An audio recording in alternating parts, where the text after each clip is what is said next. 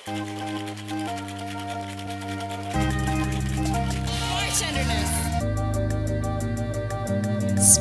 and Soul. Welcome to Spirit and Soul Podcast, a space where we share antidotes, lessons, recipes, and the personalities of those in the service industry. We all love a great cocktail, but the industry is full of much more than that. We have soul too, and that's why you love us so much. Today, I'm your guest, Courtney Marshall, and today I have the pleasure of speaking with Christine Sismondo as our special guest. How are you today? I'm good, thanks. How are you? I'm fabulous. We're at the Tales of Cocktail Conference. Yeah, things could be worse. Do you consider this day 2 or day 3? I guess it's day 2 for me. Okay. I know that it started on Sunday, but I think a lot of people don't even get here till today. It could be day 1 for some people. Okay. So yeah. it's specific to the person. I think. I've been getting different things. So I'm like, I consider it day 3, but everyone else is like day 2. And I'm like, I'm new here. So what day is this? Christine is a columnist for several publications, including the Toronto Star. She's also well known for her book, America Walks Into a Bar, and recently recognized for her article about rum's problematic past, which was such a great read. It really was. And it's also a finalist for Best Cocktail and Spirits Writing with Tales of Cocktails, which is why I have the honor of meeting her today at Tales of Cocktails in New Orleans. A lot of Christine's writing is about bar and spirit history and its cultural significance. I'm so excited to have Christine on the show today. So I believe mindful and conscious drinking is more than just being sober, curious, and monitoring your consumption rate. I think it can be expanded even for us to be more aware of the ethical standards and practices of the spirit that you're consuming, and allowing that to influence your drinking decisions, like their labor conditions, environmental impact, and transparency with ingredients and history. As a consumer, it doesn't come as natural to be that intentional, I'll be honest. I'm one of them. Transparency and marketing around this is fairly new. But if you're a curious and conscious drinker to some extent, I'm definite you'll find some of the things we talk about today revolutionary. And thank heavens for writers like Christine who publish their research and discoveries on this topic. Sure. So for listeners who may not know, rum is made from sugarcane with an unfortunate history of enslavement of Africans as the labor working in these sugarcane fields. This isn't the case today, but poor and dangerous working conditions sometimes still exist for local producers. In your article, Christine, you shed light on several spirit brands whose goal is to change that narrative. They're taking more ownership of their supply chain and trying to improve rum's reputation, which is amazing. I'm curious what inspired your research for the article about rum's problematic past, and kind of the development around that topic and why you chose the brands that you did.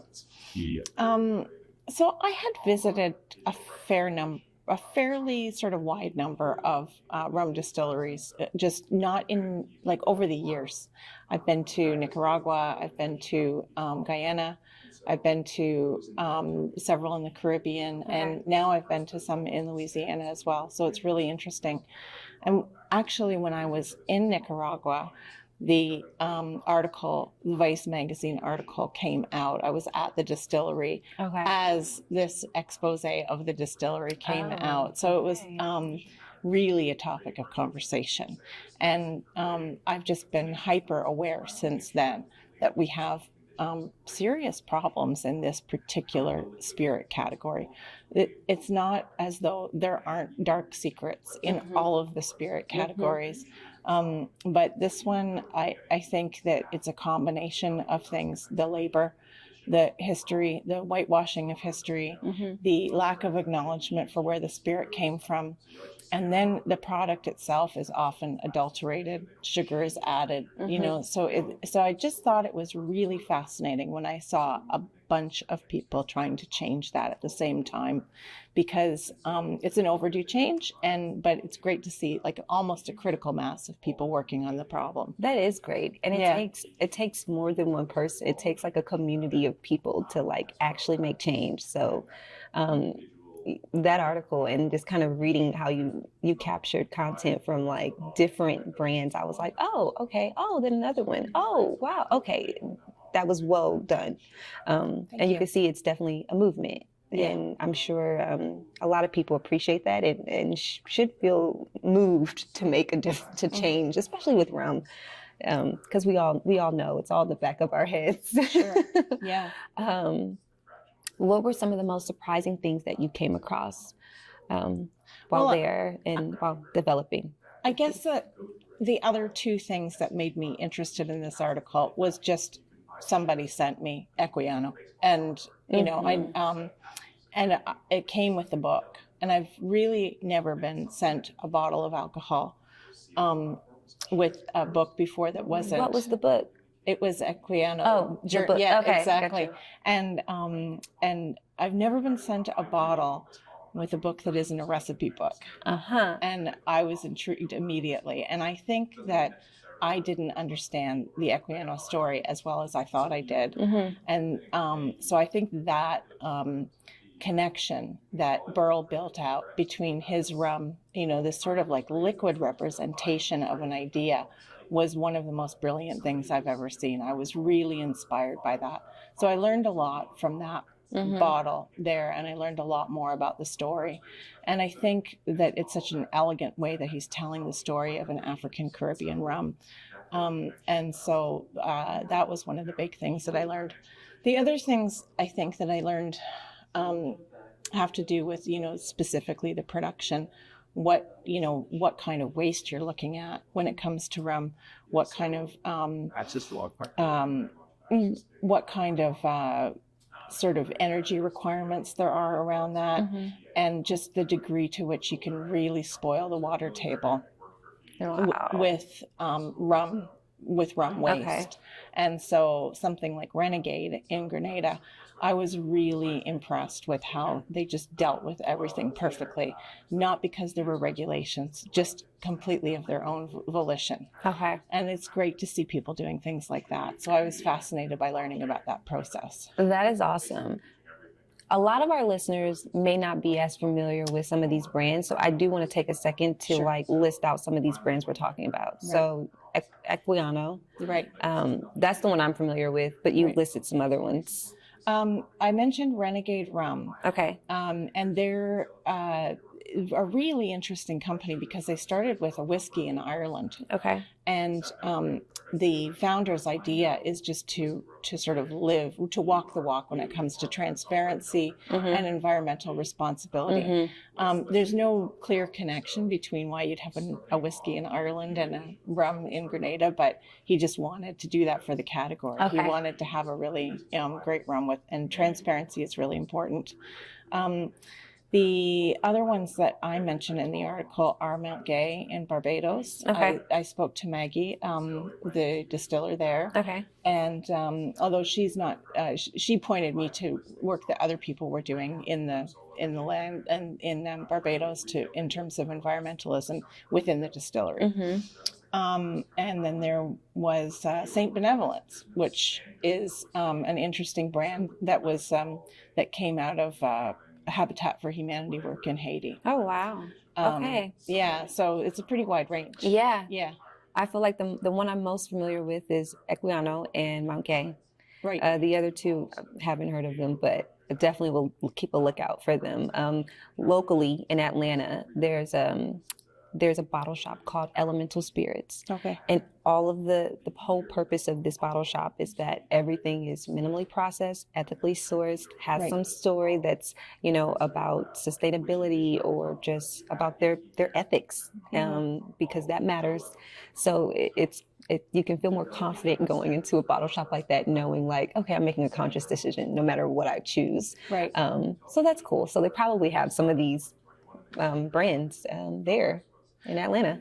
Renegade is quite new, and they are in the United States. Okay. But the other thing that's important about understanding these rums too, I think, is just the distinction between the ones that are entirely molasses based, the ones that are some sort of mixture of molasses and sugar cane, and the ones that are they're just sugar cane juice. Okay. And, the ones from Haiti, that's the traditional method of making, it's not really called rum, it's called clarin. The traditional method there is to use sugarcane juice. Okay. And Renegade Rum in Grenada is also doing the sugarcane juice method.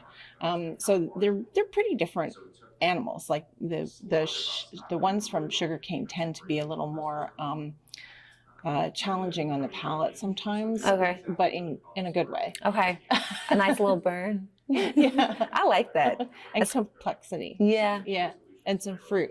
Sometimes a little funky fruit. I love a good daiquiri.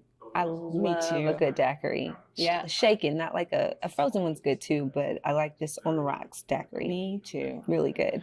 And the funk that comes with rum, this is another fascinating thing that I learned, is just that sugarcane starts to basically self-ferment or rot as soon as you cut it.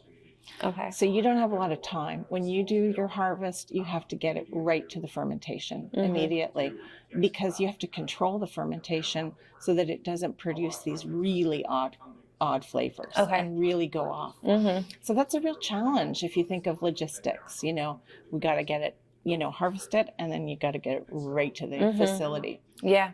I can imagine. I think you might have even pointed out in the article about that's, you may or may not, correct me if I'm wrong, sometimes that's where the labor issues happen. Yeah. Because they have to move so fast. And it's just like, okay, we just got to get this done. We got to move this. This is going to go bad. So we got to turn and burn. Yeah. And then in that process, some things with labor kind of goes down.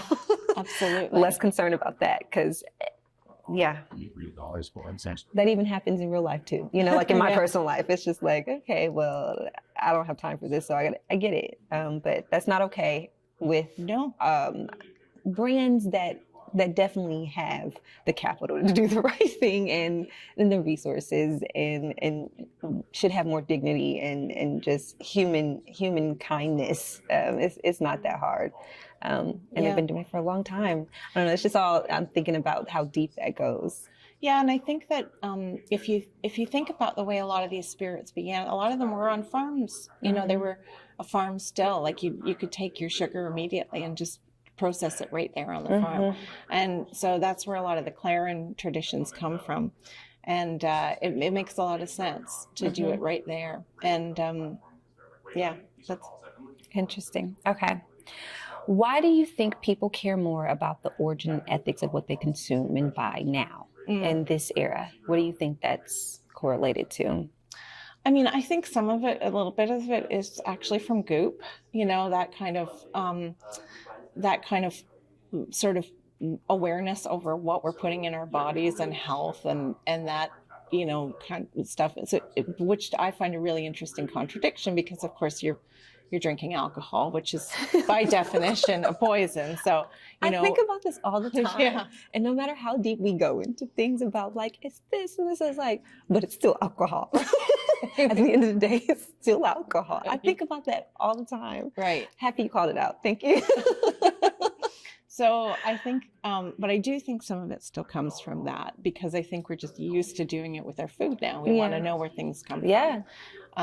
I'm less interested in that side of things. Like healthier alcohol sounds like an oxymoron to me. I mean, surely I don't want the worst stuff either. Right. But so anyhow, Oh gosh. but I think that now we're at a point. I feel like we have so many environmental, social, political crises. Kind of, it feels like a perfect storm of things that are happening, and we're realizing now that some of us are, not all of us, but some people are realizing right now that we have to again, walk the walk now, and we're going to need to put our money where our mouth is, and all of these things, because to sort of begin to tackle some of these problems, let alone all of them, it's going to require a tremendous amount of effort. And I think we can't really afford to not look under the covers to see what's in there. I think we have to lift everything up that we can now. Yep. The time is now. Yeah. I was laughing earlier when you said, healthier alcohol is an oxymoron. I'm laughing because I'm one of the people that's like, I want to make healthier decisions. I want healthy alcohol. I'm the person that wants that. I'm that consumer. I really am. But I think it comes down to me. I am the person that wants to know what's going in my body. Yeah. I do realize I have some sensitivities to certain things, especially like processed things. And so I'm just like, yeah, you could give it up. You could just stop drinking. And I'm like, no. I'm not going to stop drinking. I'm just going to figure out like what's in the bottle. Well, it's hilarious. My column at the Toronto Star is a health column. Okay. So I have these two sides. So I'm with you. I'm like, I don't want to give it up altogether, Right. but I'd like to find a better way to do this. But for me, it's always looking for lower ABV things, sherries and fortified wines and things like that. So I'm not saying I'm indifferent. It's exactly the same. Okay. Speaking on that random side note, yesterday I met this brand called Someroy. Have you heard of it? Have you heard of mid-strength spirits? No. Where they're in between of, how the non-alcoholic category exists, and then there's, regular alcohol. This is in the middle where it's like a gin, but it doesn't have the same proof as a full regular gin. So you can have 3 cocktails and won't have a hangover because it's not even the same ABV as regular gin. Right. I thought that was interesting. I've never heard of that. Yeah, we had one like that in Canada as well. I think it was called 18.8. Okay. Or something like that. And that was the ABV around there, which is a good ABV. I mean, I used to drink a lot of Cynar, which is not good for you because of the amount of sugar that's in there. Okay. But it's about 16%. You can just drink Cynar and soda and never feel it, right? Yeah. I know some people who love that cocktail. Okay. Another question. Do you consider your writing a form of activism? Oh, yes. Okay. Yeah, I think so. I think I try, not every single thing. I mean, sometimes you have to round up 20 bottles of pink wine for some magazine. But even then, I try to make sure that I choose as much as possible from ethical producers. But I definitely, during the pandemic, most of my health writing that I was working on I was thinking, what will make people feel better? And when it comes to alcohol and bars, I actually don't sort of really get interested in things unless there's something at stake. Yeah. Then I want to tell a story. Yeah. And I was so fortunate to be able to tell this, really interesting story from all these people who are doing this work. But I really like, because of the things we're talking about, we do need a lot of, hands on deck right now. And also I think that, but even before it felt so urgent, I've always been drawn to things that, could produce some sort of positive change. Yeah. Yes. And working with different media outlets, you do have a responsibility, I feel like, naturally.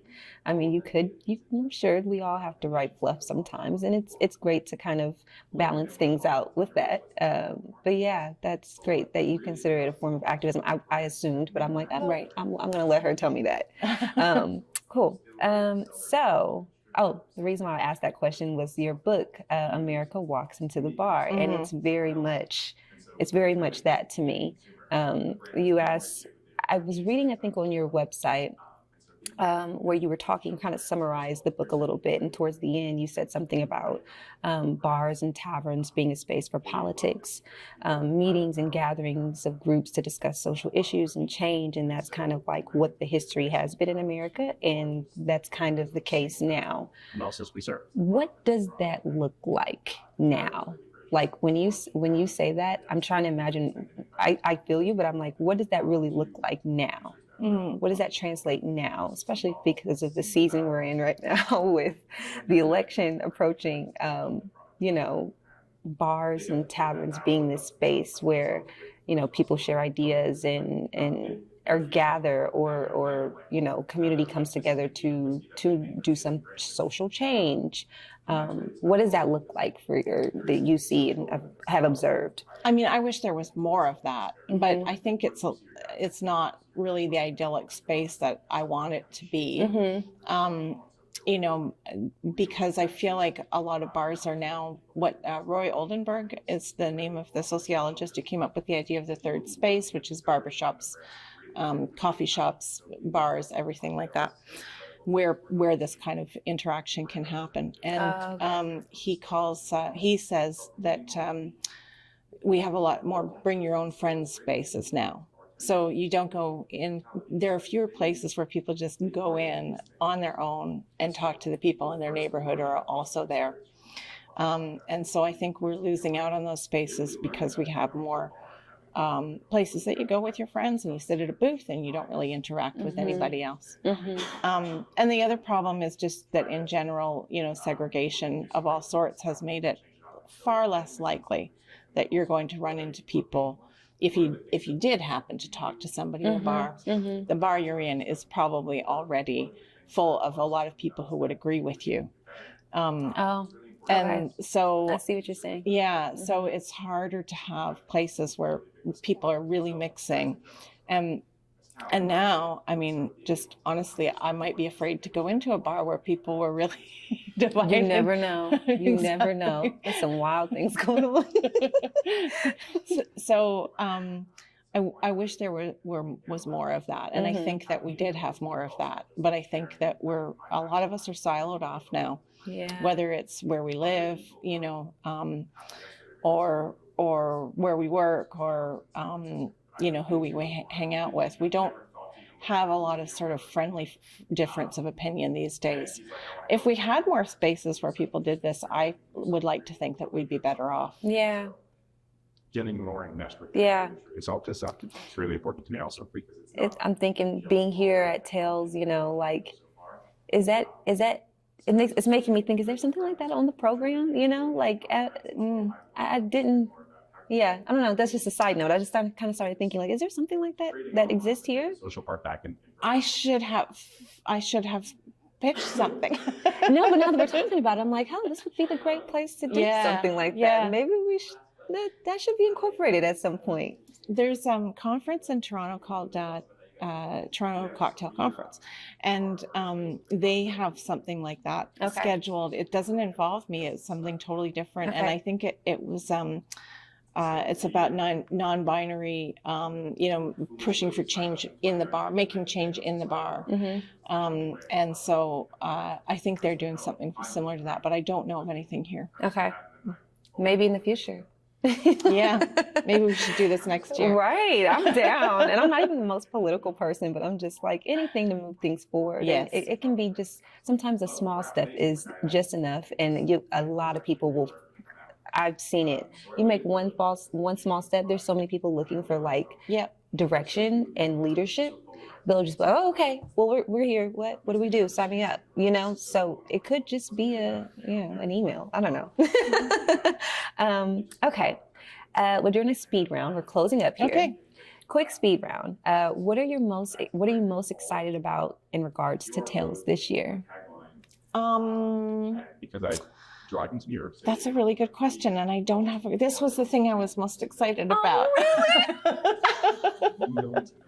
Oh, I'm so excited. That makes me so happy. Okay. This was it too for me. You know, being able to have these conversations. Yeah. I genuinely learn from you guys. So when I'm preparing for these things, it's me taking time out to actually research the topic myself and learn directly from someone like yourself, an expert. So I really appreciate you being here in this time. Thank you so much. Thank you.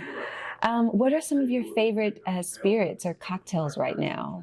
I love a good daiquiri, like we mentioned. And I tend to, you know, getting older, you need to have things sort of like lower ABV, as I was saying. I like things like the bamboo, you know, like sherry cocktails, that are sherry and vermouth, things like that. You know, in Spain, in Madrid, there's this one bar called Viva Madrid. And they just have a ton of like little cocktails that are all made with a lower ABV base, and they're really creative and they're really tasty. What about Amaros? Do you like those too? I do. What is one of your favorite places to dine, or a favorite dish here in New Orleans? Because this isn't your first Tales, you come here all the time. Right. So what's your favorite place to go? Last time I was here, I finally went to Cochon. Okay. and it was just to die for. Really? Yeah. Okay. Yeah. What's their specialty? It's like, what's pork. that? Yeah. Okay. Yeah. Okay. So if you're into pork, it was amazing. Okay. I've heard about it for so long time listener, first time caller. And I was like, why have I not been here before? Okay. Well, add that to your list, people. Let's see. And then last but not least, ear to the streets. So this is your opportunity to shout out, anyone that you feel like you want to recognize as far as their work in this industry, whether it be a brand, a spirit you're really liking. Kind of shout out that restaurant already. What did you call it? What was the name of the restaurant again that you just mentioned? Carchon. Yeah. But just anyone you want to show some love to, and have our audience kind of look out for a book even. Right. Anything. There are so many kind of options for this. And I think that Mark Rainier, who did Waterford whiskey and the Renegade rum. Okay. Not to go back to that, but it's just the first thing that comes to mind. Okay. His idea for transparency is so thorough. Okay. And I really think that he made some change, because you can go to his bottle and you can do the QR code. Okay. And you can learn everything about where the barley came from. Okay. Absolutely everything. It's all single source, and he's really meticulous. Then so I went there in 2021, and I was fascinated by what he was doing. And then he did it in Grenada as well with Renegade rum. But then last year I went to Champagne. Mm-hmm. And I went to, I can't believe the name is going to escape me, but it's the one that Leonardo DiCaprio invested in. Okay. And Telmont. Okay. And they were doing the exact same thing with the Okay. transparency, and they had everything, like you can see exactly where it's coming from. And I thought, this is moving. This is really making a change, and I feel like he's responsible for some of that, and not all of it. Other people could have that idea too. Yeah. But I really think that he's having an impact. Yeah. Yeah. That's definitely a movement in the right direction when it comes to transparency. And it seems very user friendly. You don't have to dig deep to get this information. It's right there on the bottle for you, because there's usually not much on the bottle these days. Like there's not ingredients. There's like nothing. If you go, buy a bottle of anything, it's just not there. Yeah. So yeah, that's a really cool concept. And thank you. That's really it for the show today. Unless you had anything you wanted to talk about. Okay. No, I don't think so. But I could sit and talk for hours. I know. Me too. Yeah. Well, thank you so much for being here on the show. Thank you. Thank you guys for tuning in. Christine, do you have your social or website that you want our audience to kind of check out more of your work? Or book? My Instagram is at Mondo Sismondo, and I have a website, ChristineSismondo.com. I don't do as much with them as I should. I just opened up. You have a series where you created the script for. What is that called again? The Prohibition for American History Tellers. Yes, I didn't finish it, but I was glued. I'm like, this is interesting. This is like really cool stuff. I really love that period, because I think it tells us so much about now. Yeah. It's really interesting. And people think Prohibition is about women shutting down bars and shutting down spirits, and that it's like killjoy time. But I think it's about politics. I think it's very much about race and class and gender and about and about the advent of mass incarceration in the United States. I know. I got to get back to finishing it because I had to stop it. But yes, please check that out at her website. Thank you guys for tuning in. Thank you, Christine, for being here today. Make sure you're following us at Spirit and Soul Podcast on Instagram. We're also on YouTube, Spotify, Apple, wherever you get your podcast fix. Thank you again. Cheers. While my wife was ecstatic.